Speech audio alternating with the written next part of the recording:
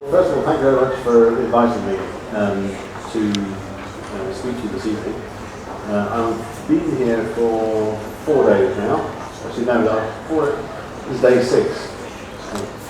I had another 4 days here, and the last time I was here was December, when the climate was a bit different from what it is now. And I have to say, Moscow in the summer is just a fantastic city. Despite the fact that all your pavements are being ripped up, but never mind. This is also, I'd also thank you all for turning out tonight on a Sunday evening. I'm sure there are other things that one might be doing, but I'm very, very pleased to be here. The title of the talk is How Retail Can Improve City Streets, and I have spent about 25 years of my life designing various forms of retail, from individual shops to shopping malls, and in particular city centre retail is what really excites me. I think the internet and social networking is raising a whole bunch of challenges to retail in the city centre. And perhaps we'll be able to talk about some of those later on. What I am going to start with now, the reason that Strelka first approached me was because I was involved in a master plan for the West End of London 10 years ago. I know it's 12 years ago now. And the objective of the master plan was to see how the experience of the West End could be improved for all of the visitors to the West End. And I don't know how many of you have been to London? Hands up. So those of you who have been to London probably know it's a little bit narrower, tighter, more dense than your Moscow streets. How many of you who put your hands up have been to Oxford Street? Most people go to Oxford Street. And how many of you enjoyed Oxford Street? What did you enjoy about Oxford Street? Was it the shops? Or was it the urban environment? The urban environment. You enjoyed the urban environment? Well, there you go. We're making some success, so that's good. But 12 years ago, 14 years ago, Oxford Street was going downhill. It was suffering from a really poor quality public realm, and it was also coming under challenges from large new shopping centres at either end of London, one to the west, which is called Westfield, one to the east, which is also called Westfield, which is on the Olympic Park. Each of those shopping centres was 150,000 square metres and represented a real challenge to the long-term retail health of Oxford Street. So we were approached by this company called the New West End Company, who were but at that point they were just founding themselves as the first business improvement district in the UK. And a business improvement district is essentially a partnership between private enterprise, in this case property owners and major shops, and the local authority. And it seeks to secure funding for the improvement of the area for which they are responsible. So we were asked to put together this master plan really as a document of goals and objectives, which would lead to a series of improvements to Oxford Street, Regent Street and Bond Street. Of those three streets, it's fair to say Oxford Street has the greatest problems, but it is those three streets which really come to define the West End trip. So, without further ado, we'll get so the objectives. If I can, there you go. Right, the objectives. First of all, to make the district safe and clean. And I know this is also one of the key objectives of the My Streets programme at the moment. Safe and clean, people feel happy, people feel relaxed, they come back again. And as far as my clients are concerned, people feel relaxed, feeling happy, they're probably going to spend a bit more money. Secondly, was to create sufficient space for pedestrians. Now, in city centres, there's always conflict between transport and pedestrians. And I know you have exactly the same problem here, because I've tried crossing the roads. But what we was specifically a problem in Oxford Street and the West End is that the amount of space available to pedestrians is just inadequate for the number of people who are using the streets. On the other hand, there is, and this is the third point, Oxford Street is effectively a major artery for surface transport. When you visited Oxford Street, you guys, what was the colour of the vehicle you remember? Yeah. And how many of them were there? Yes. So essentially, going back to the 1930s, there was a surface transport network was created in London, which directed buses from the extremities of London through Oxford Street and down to the extremities of London. So essentially, Oxford Street has become this major surface transport artery. And this is basically to the detriment of the experience of the pedestrians. One of the interesting facts,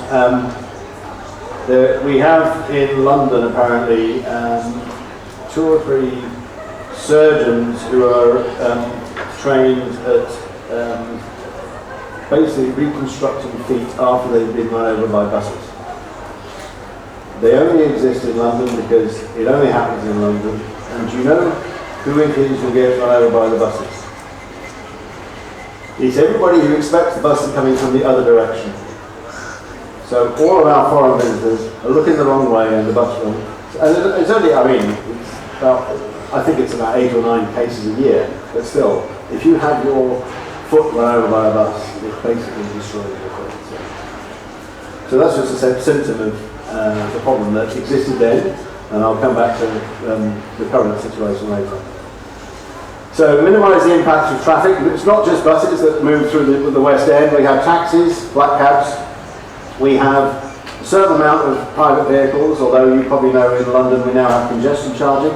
So it costs, every time you come into the city centre in your car, it costs you £10. If you don't pay in advance, it costs you £100. This has actually had the impact of reducing the number of private cars coming into the city centre. So again, this is one of the objectives. Clear and well-designed wayfinding. The West End was then suffering from a real problem whereby it was very difficult for particularly foreign visitors to find their way around the West End. The Oxford Street is 2 kilometres long from one end to the other, and it can be very difficult. It can be quite intimidating, especially when the pavements are all busy, when there's buses flying around all over the place, and you don't know. You want to know where you can go. The 6th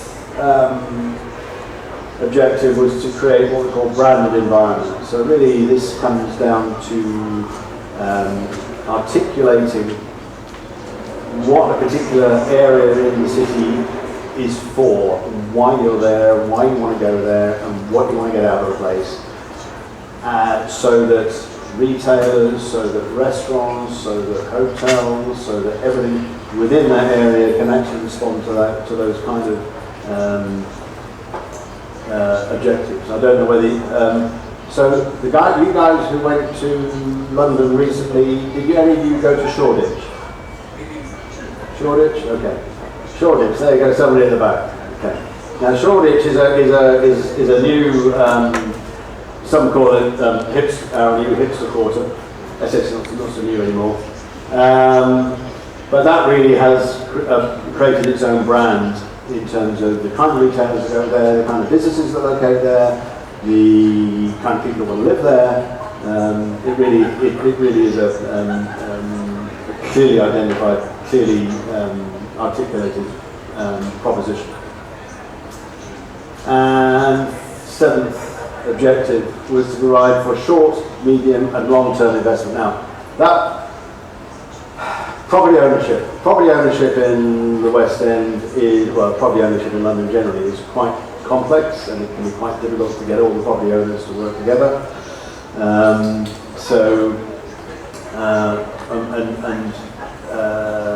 The short-term objectives were really to start to make some progress, to demonstrate to people that things were happening, whilst some of the longer-term objectives were put in place. Because, and I think I've noticed here in Moscow, when you decide to do something, you do it, and it just gets done, which is what's happening in my streets at the moment. And I know that it's 6 months of pain when all the streets get ripped up and you get new pavements down, but if it's only 6 months, that's absolutely brilliant, I can tell you.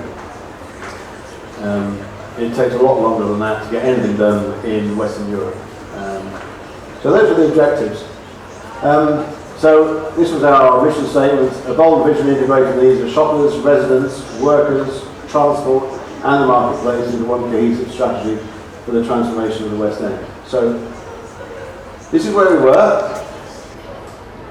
This is Oxford Circus circa 2006. This bottom right hand that's a typical pavement on a weekend. It can be very, very intimidating, very, very difficult to move. I, for one, as a resident in London, used to avoid, and to a degree still do avoid, Oxford Street at any time. Because of this, it's such a difficult place to be in. The second thing is to develop a surface transport system that balances the requirements of public transport with pedestrian needs within the district. So this goes back to what I was saying earlier. This diagram on the left, that's a diagram showing how many routes pass through Oxford Street and Regent Street, and in particular those streets in particular, and it's unfortunately still the case. So the thicker the line, the more routes going through Oxford Street. Look, have you got a laser pointer? You've got there. Got it. Gotcha. Is that a laser pointer?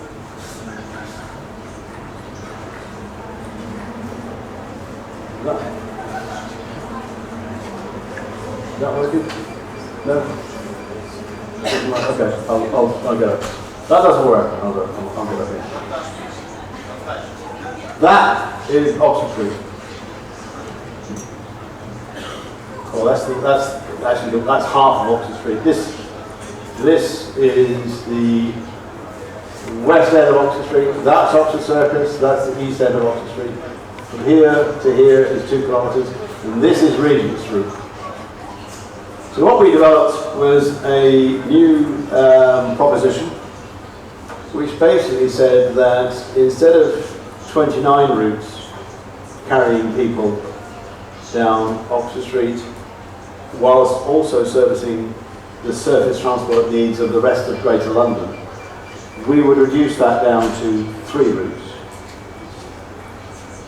And instead of all of these routes here, coming in and going through and coming down and going down there, or alternatively coming up and doing all this, people would change around the outskirts onto a smart bus system. We talked about trams at the time, but trams are, infrastructure-wise, trams are quite difficult, and at the same time, Edinburgh and Manchester had recently installed tram systems, and then they decided they'd got the routes wrong, and of course once you put a tram system in, it's very, very difficult, very expensive to move it. So what we actually did was develop a bus system which thought it was a tram. So it behaved like a tram, but it was on wheels rather than rails. So that was the first thing we did. So we went from 24 routes to 2 routes passing through the district. 66% fewer buses would move through the district if this were implemented. And again, I'll come back to that later. And instead of this top left, that's what most people remember of Oxford Street is the buses. And yes, I know it's nice to have a little souvenir bus that you take home, but actually, by the time you've got, I'm just going to go, oh, okay, do this, yeah, I guess so. By the time you've got 2 buses passing, bus stops, and then bus shelters, you've got around about 2.5 metres worth of pavement, because Oxford Street is, at its widest point, 28 metres. Now, that is a lot less than you have here in Moscow. So really, we were just trying to maximise what we could have, what we could get out of it. So if we took all other transport off Oxford Street, we could have 2 buses just running up and down, acting like trams. It comes along, as it stops, it moves forward again, it stops. So it doesn't have to do this moving off, moving on, which would mean that we then had twice as much pavement for pedestrians. Now the problem with this is we had to convince Transport for London, who are responsible for all transport in London, we had to convince Transport for London Surface Transport that this was a good idea. I went into various meetings with Transport for London, and the then head of Surface Transport, the first meeting we had, he said to us, he said, if the objective of this master plan is to take buses out of the West End, then I'm leaving the route. So that wasn't really a very encouraging start. But we continued to lobby.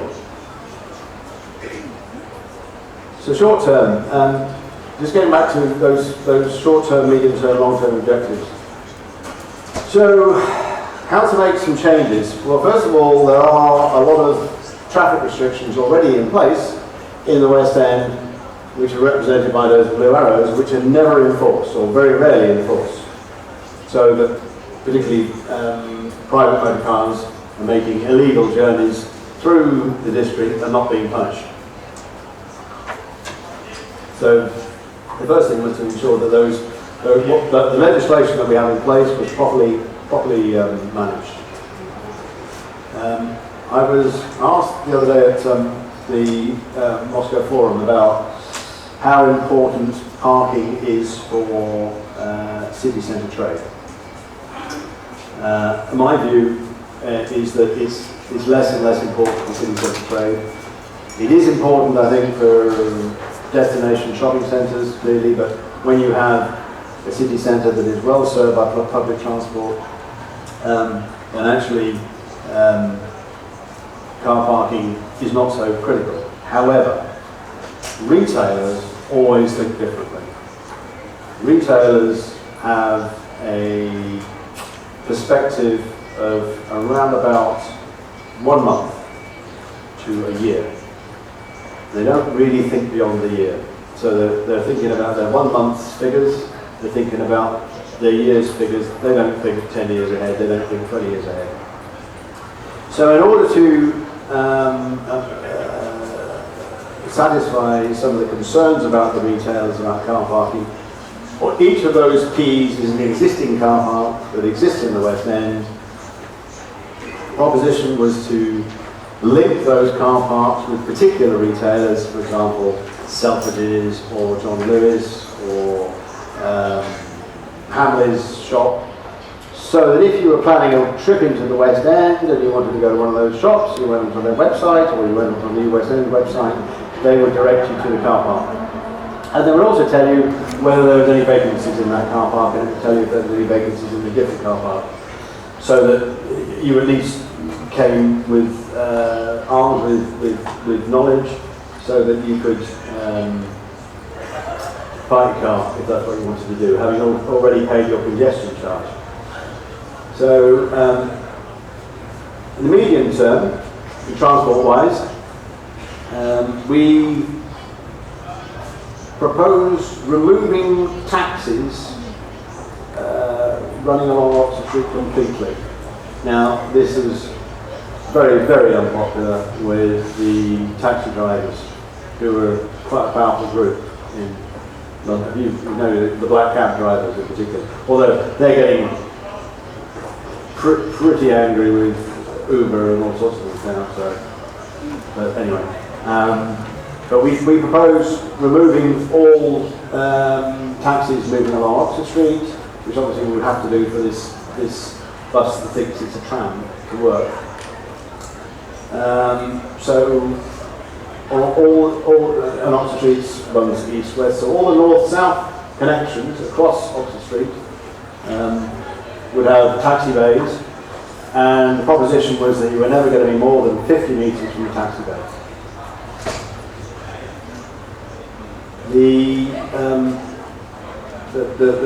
So this was the removal. So this is explained here: the removal of all general traffic from Oxford Street. So we move away from this on the left-hand side to something like that on the right-hand side. That's actually Strasbourg, and actually that is a tram. But because we weren't allowed to talk about trams, we had to Photoshop out the tracks. So anyway, but you can see that's the experience of Oxford Street on a weekend, and that's where we want to try to get to. Now, this slide, it might change too quickly. I'm going to take it back again. So the pink is existing pavements, and the red is currently roads that we then converted through this new transport system into pavements. So we were then increasing the amount of pedestrian space by 30 to 35%. That may not sound very much by Moscow standards, because I've seen 65 hectares of new pavements being laid out there. But it was big for us anyway. And we only have 28 metres at the widest point to play with. So that's our transport strategy. Let's talk now about the identity of the West End and how one builds identity for an area. So the pink area on the map is the area that is covered by the new West End company. So they basically, that is the extent of the business improvement district. And one of their objectives is to improve the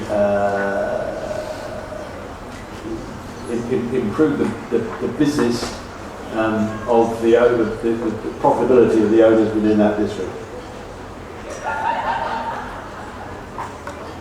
So that's the area. That is the new West End. The green areas are squares within it. These are the three streets. The three streets have three particularly different functions from a retail point of view. Oxford Street is mid-fashion and big department stores.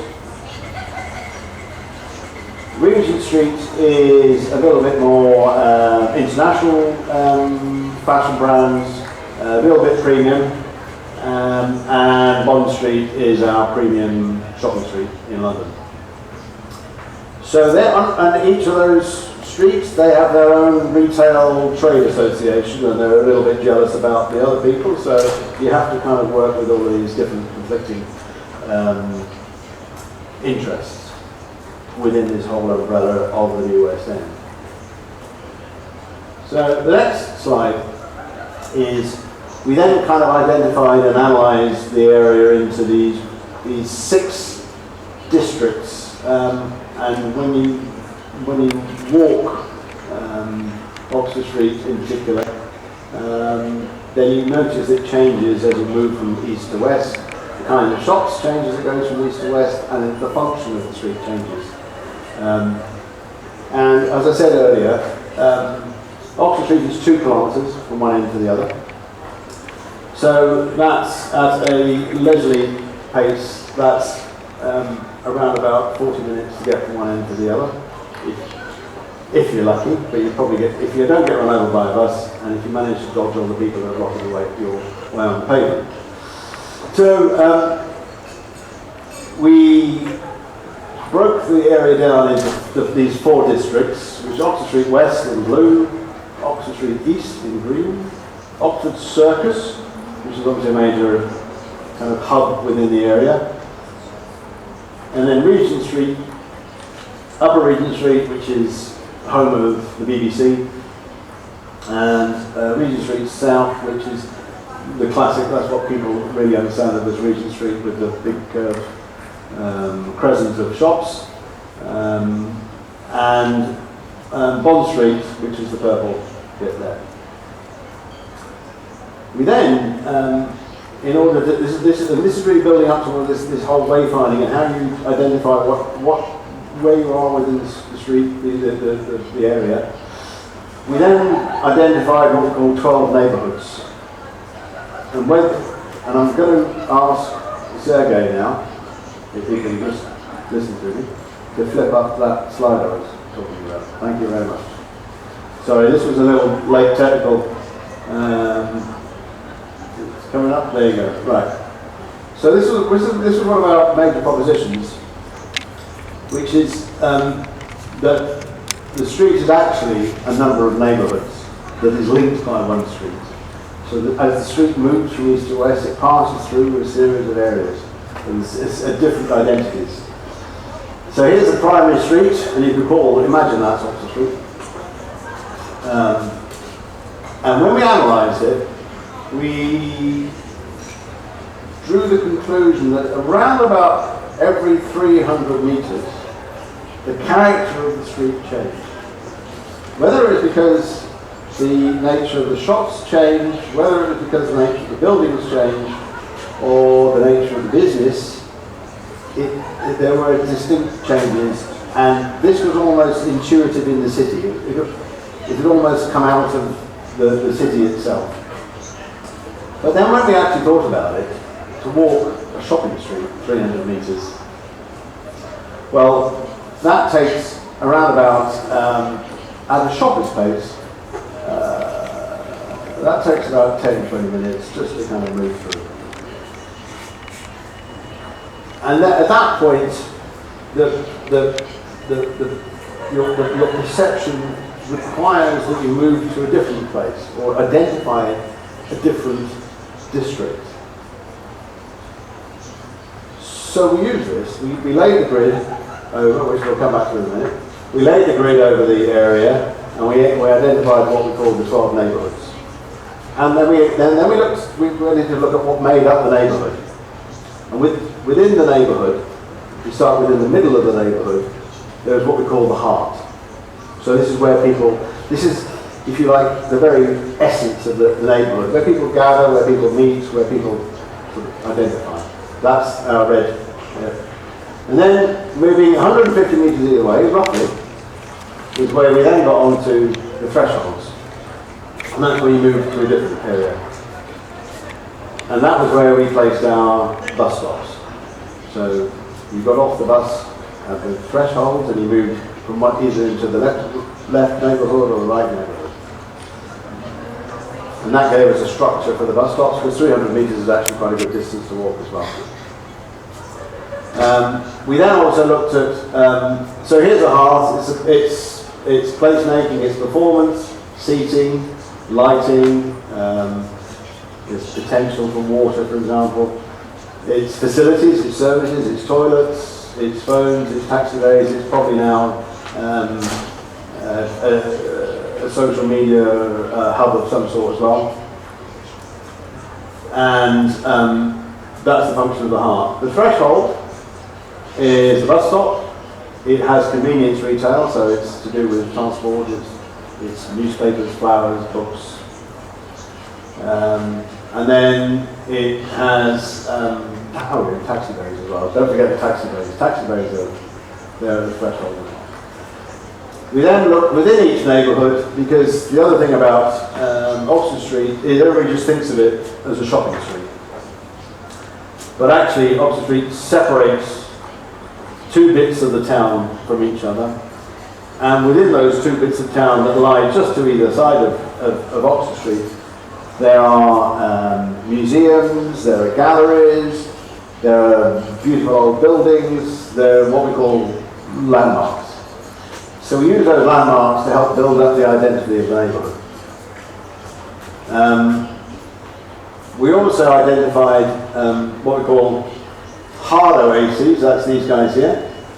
So that's a hardscape area off the street, but it's somewhere where you can actually get away from the street, you can have a break, you can have a coffee, you can have a break, you know, blah blah blah. And we also identified soft oases. I pointed out to you earlier some of the squares that lie just to either side of Oxford Street. Again, hidden away. Most visitors to London wouldn't know they were there. Also very important for people who are working in Oxford Street. For example, workers can get a break and get out of selling all this merchandise for all these tourists, and actually have a little bit of a break and a picnic in the park.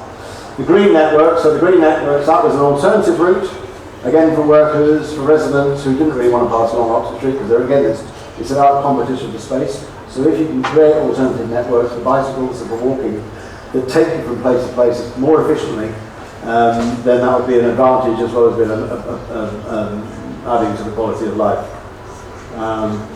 So that's our secondary route. That's these other routes, which again would be brought into the wayfinding strategy. So, Sergey, can I now go back to the main show? Thank you very much. So that's the model. So we then applied it. There we go. So, and we gave each of these areas names, which basically drew upon either history. So, Grosvenor Estate here, for example, that is actually because most of the land in that area belongs to the Duke of Westminster, who's one of the richest men in the world, but anyway. So, but that's been in his family for about 800 years. Portland Estate, again, another old landowning family, but Berwick neighbourhood, that was named after Berwick Street, which leads you down into Soho, again a very important historical street within the area. So we actually developed all these identities for each of the areas, and we built up a strategy for retail around them. Just, I mentioned to you the branding of areas. So this was really a strategy for branding, which looks at Oxford Street West, which was progressive young. Oxford Street East, sorry. We flipped through a few. It doesn't really matter, but essentially it's just trying to look at the function of each street, the kind of retail that you get there, the kind of restaurants and cafes you get there. Regent Street, which is innovative, culture, entertaining. We work with by the way, how many people know who owns Regent Street? Does everybody know who owns Regent Street? Regent Street was actually the easiest piece of street for us to deal with because it's all under the one ownership. And it's the Queen. So it's managed by the Crown Estate, and interestingly, when they redeveloped Regent Street in the 1930s, they gave everybody, I think there were 75 or 80-year leases. So all of those leases came up in the last decade, which is why they were able to engineer the amount of change that they have done to all of the retail and buildings in Regent Street. And then Bond Street, which you talk premium, international, exclusive, luxurious, sophisticated, all those things. Anyway, moving on. So, starting to look at how we built up from the district to the streets, to the neighbourhoods. So, first of all, we looked at gateways into the district at the north, east, west and southerly points, which start to identify, so that when you pass one of these gateways, you understand that you're entering the district. We then went on to focus, so providing each of the neighbourhoods with a space for gathering and activities. And that's actually quite difficult in Oxford Street in particular, because space is such a premium and people don't really want to give up buildings to make squares for people, because you don't make money out of that. Well, in the short term you don't, although obviously in the long term our case is in June, because you secure the long term viability and sustainability of the area by making it pleasant for people. Where are we now? So transition, there's our thresholds. So each of those blue crosses is a bus stop. Memory, so these are all of the historical monuments and places of interest in the area that, whether they be, for example, this large one here, that's Selfridges, which counts as a monument, but that one there is the Manchester Gallery. That is in those days that was the US Embassy, but that's about to become a luxury hotel. So, in other words, building up this structure of each of the neighbourhoods. And places of rest. So again, these oases, I call them oases. You can have a green oasis being a square. This one is Soho Square, which is that one there. And this one is Market Place, which is a little hub, a little restaurant area just to the side of Oxford Circus. So really, again, building up this structure, building up this fabric.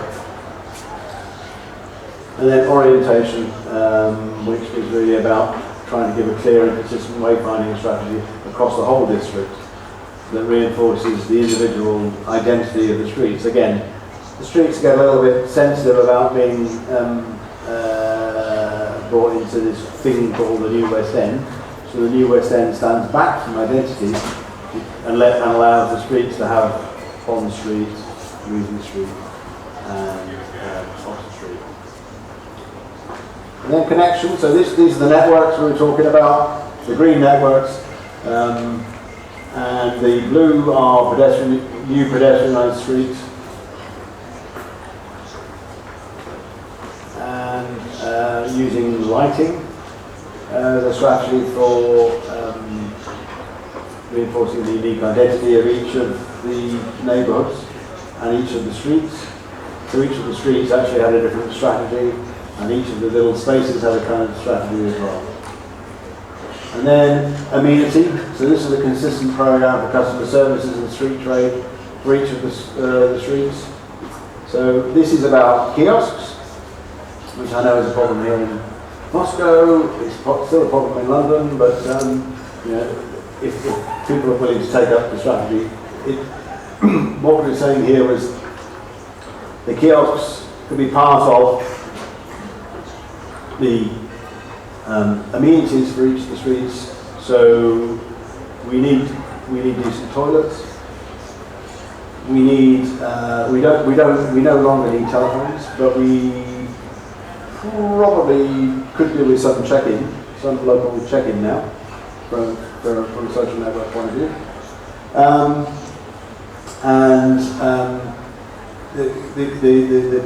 The kiosk can also be used to carry the identity of the area that you're in. And say this one here is Soho. And then we also developed a strategy called the Red Thread. And this was about creating a new purpose for some of the lost spaces, some of those little backyards, some of the little spaces that kind of became quite unpleasant because nobody loved them. And they were used for fairly unpleasant purposes, so we just felt that actually if we redefine them and work with artists on a program of installations of some sort that would all be joined together or linked by some red thread that led you through the district. And then carpets. So carpets, yeah, no, this is what I've been talking to your my streets guys about in the new carpets that you're about to get in, or you are getting in Moscow as some of the works come to a completion. But this is really about creating or reinforcing the identity of the three streets with a consistent repaving program. So this middle one here, the dark area in the middle, that is the route for the buses to pass, and everything else is pedestrian. And consistency. So this is a program for street furniture that removes all the clutter from the public realm. So that's kiosks, that's wayfinding, that's toilets. Forget telephones now, 10 years. This was 10 years ago. Don't need them anymore. So this was the program for doing that. Now, the next slide I'm going to show you, I need to just quickly explain. When one does a master plan, you're not designing buildings, or you're not actually designing anything. You're really laying the guidelines for others to come along and do it later. And hopefully they'll come in with their own new ideas, and working with the strategy, they'll make it deeper and richer, broader. However, clients don't really get that. The clients really want to see stuff. They say, well, can't you show us CGI? Well, we haven't designed anything, so what are we going to visualize? But we have to have something. Okay. All right. But anyway, against our better judgment, we produced a series of visuals, which I'm going to show you now.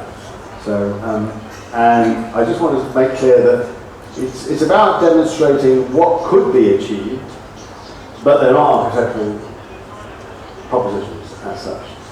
But they start with the situation as it was when we started the master plan.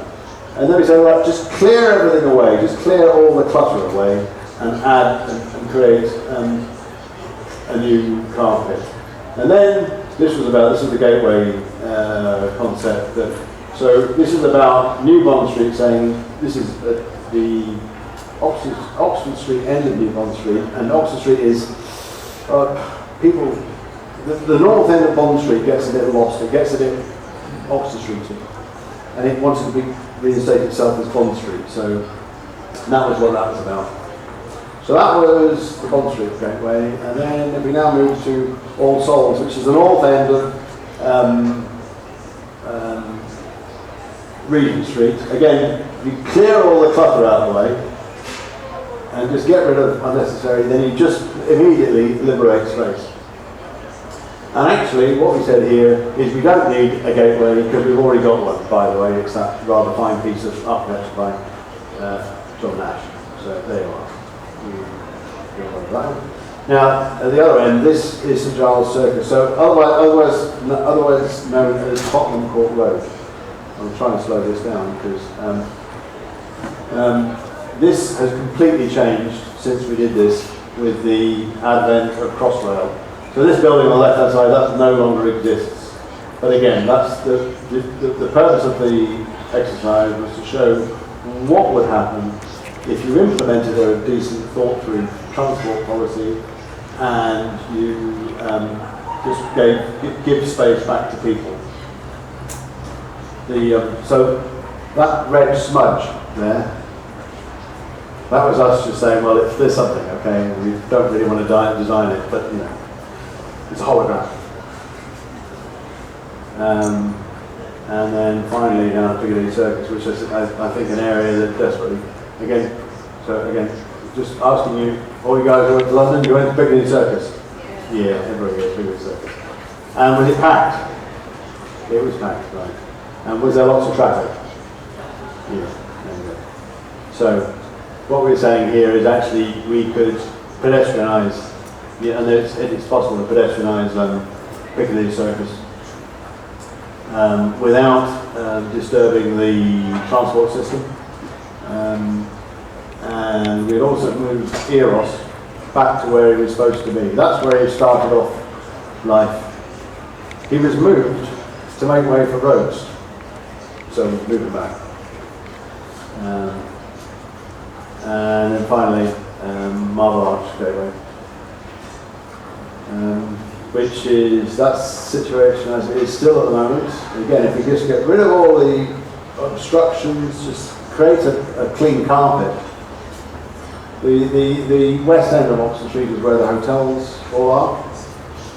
So what we're talking about is actually reinforcing the link between the hotels and the park by reducing the ground plane to zero and allowing people to walk across and using water as the gateway idea there.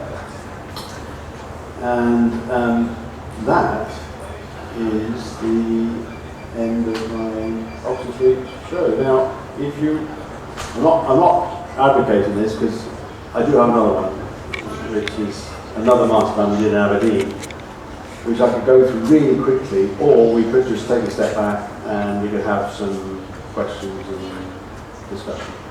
Can we do both? Can we do both? Do you want to know the other one? No, we want both. You want more? Yeah. Okay. Right, okay.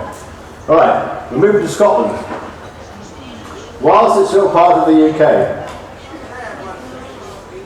Sorry. Can I have one question? Yeah, sure. Если вы хотите задать вопрос, я передам вам микрофон. The plan, just you didn't mention about the community and how did you bring these people, to be the part of master plan? It's Right. my question. Good question. Very good question. Thank you. The master plan process took 24 months from start to finish. The first 9 months was actually information gathering, analysis. I'm just showing this, it's like there's all sorts of background stuff behind all of this that you don't see. So we carried out 6 months worth of consultations with all of the stakeholders within the district, which included residents. There aren't so many residents actually, but there are residents. So if I just go, if I can define the community as all of the stakeholders, so there's the shop, the retail, the shop owners, there's the office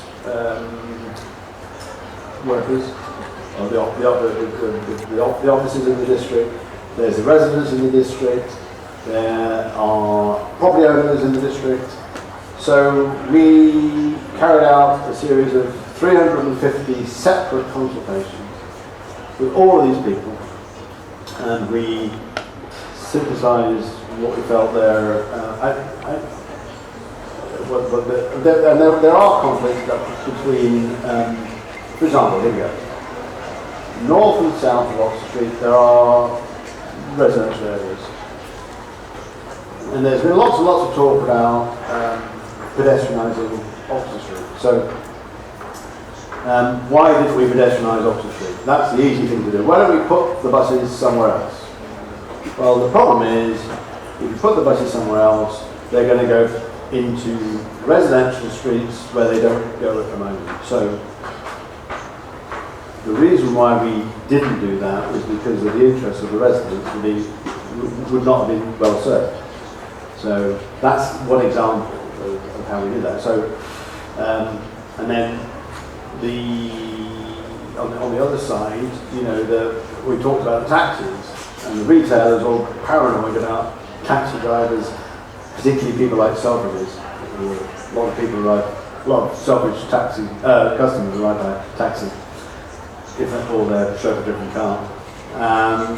So they were concerned about this impacting on their trade. And again, we had to protect them. The reason we came up with this never more than 50 metres was because this came out through the consultations. This was a major concern. So that's, does that answer? So now I'm going to go to Scotland. Whilst it's still part of the UK,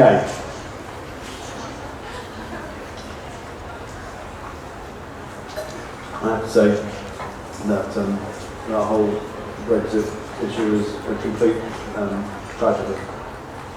Anyway, in Aberdeen, as this is a piece of work that came out of our work with the New West End. We had, and this is an interesting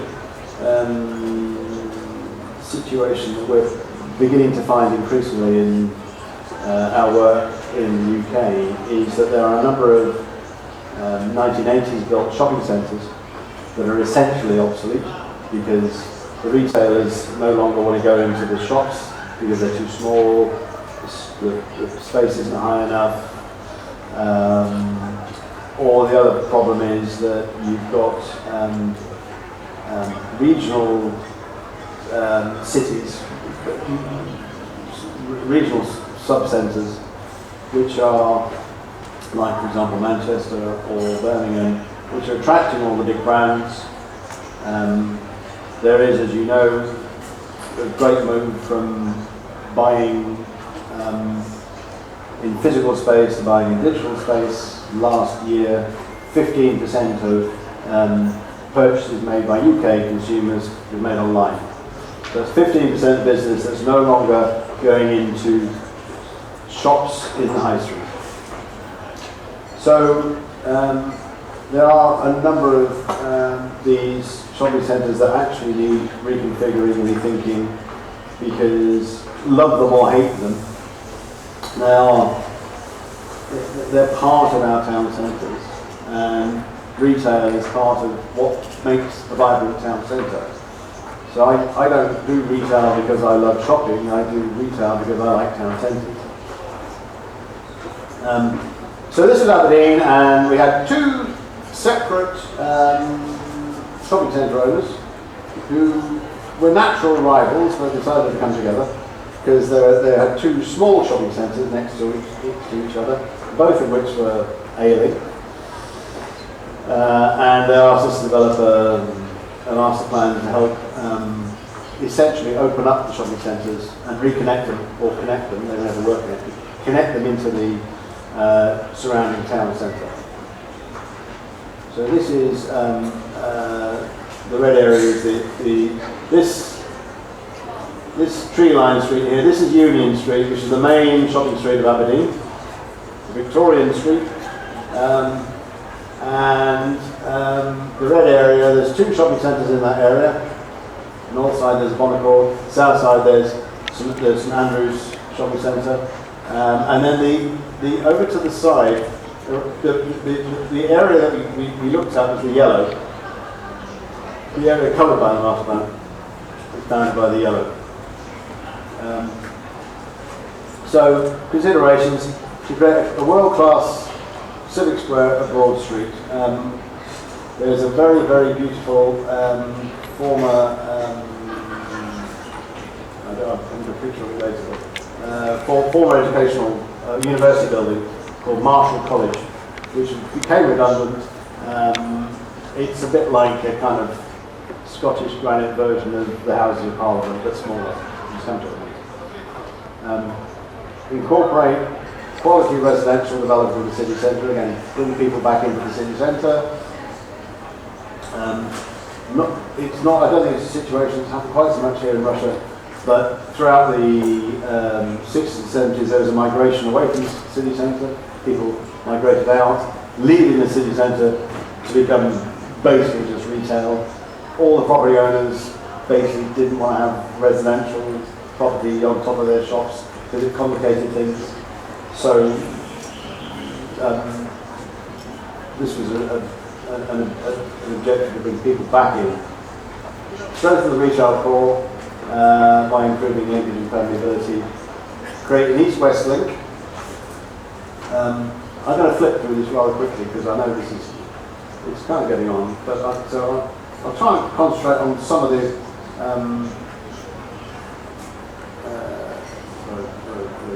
I'll try and concentrate on some of the principles from the previous master plan that we. So this was looking at existing spires within the area, and Aberdeen is a granite city. It's built with grey granite. Looking at landmarks, so this is Marshall College on the top. That's that mini House of Parliament I was telling you about. This is a very old baronial house here. There's lots of 16th, 17th, 18th, 19th century monuments in the area that we just look at how we bring those into the master plan to help. It's like, if you know what's there, you can build on it. It's very, very difficult to work in a vacuum. So it's always, the first thing we as architects always do is try to figure out what's there and understand what's there. And if it has any value at all, don't throw it away. The green spaces, public spaces, pedestrian flows through the area, traffic flows through the area, servicing, because you've got to get your goods have got to be delivered to the shops, and the bin lorries have got to be able to come. And then there was an interesting thing in Aberdeen, which we call the semi-public spaces, which is something actually you have quite a lot here a lot of it in Moscow, which is the little courtyards that are off the main street that become a kind of amenity, a facility for other things. So kind of downscale, low-scale activities rather than the big intensity of the main street. Land use, looking at how the land is used. And then this was the proposals from, which is what I didn't, unfortunately, but I haven't shown it on here.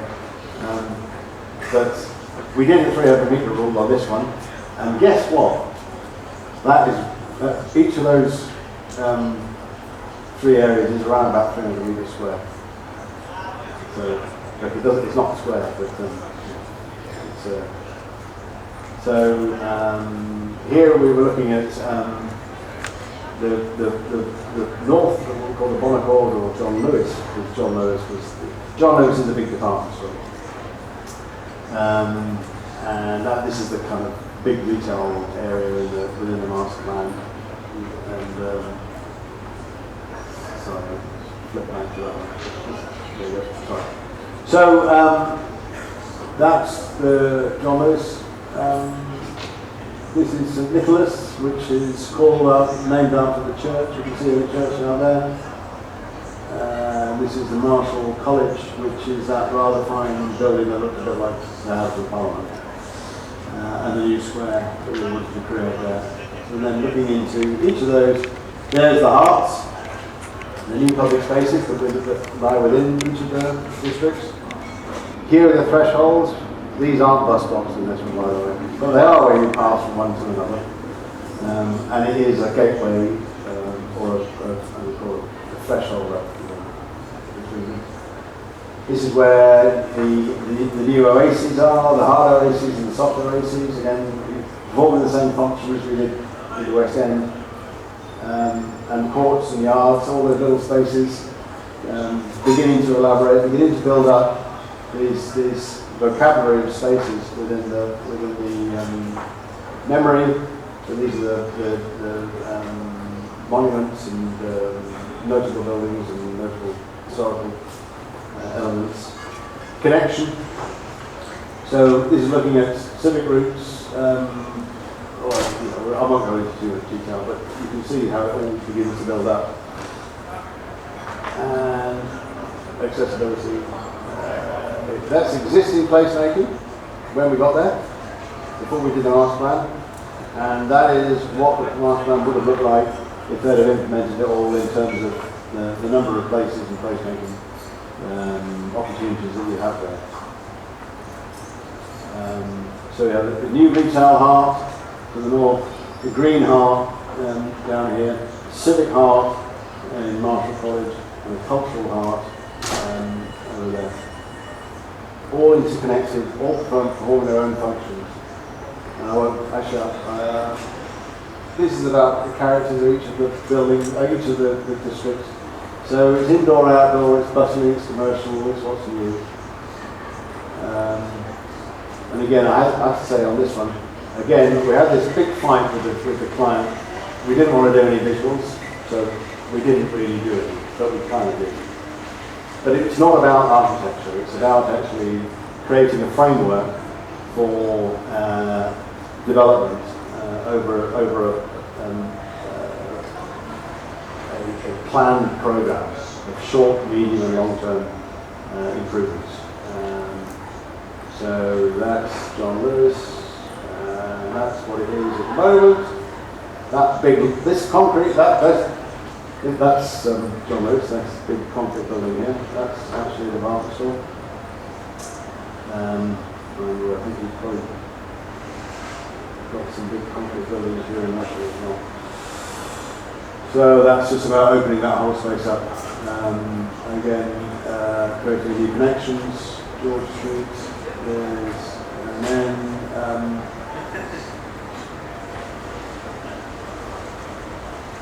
again, just envisioning this is a bridge connecting the two shopping centres at a high level across the street. And again, it's not about architecture, it's about creating those opportunities for people. This is a section through the site, so you can see at this end, this is Marshall College, the new Civic Square.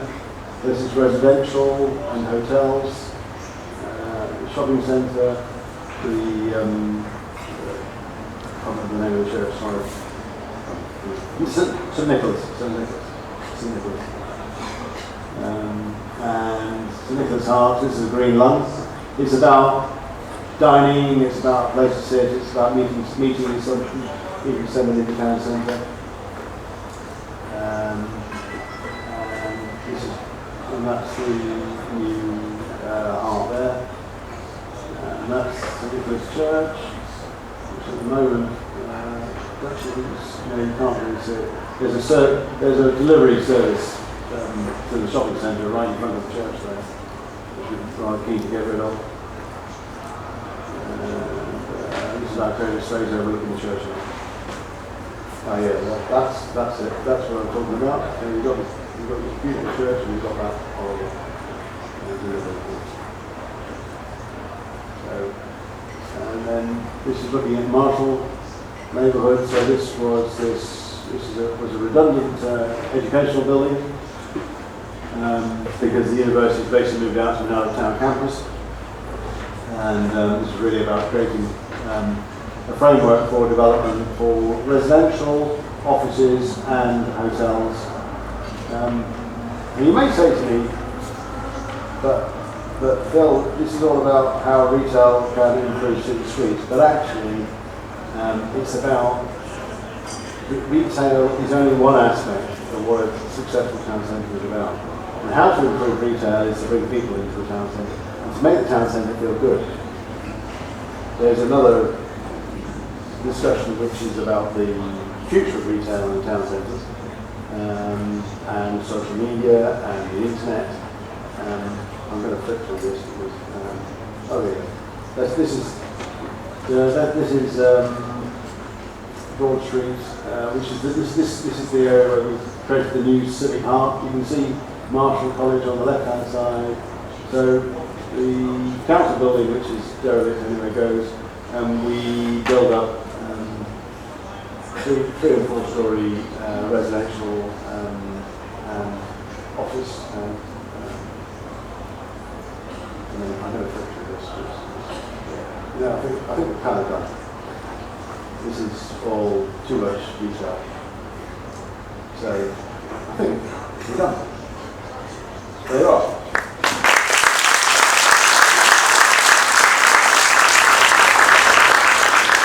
I can say that now.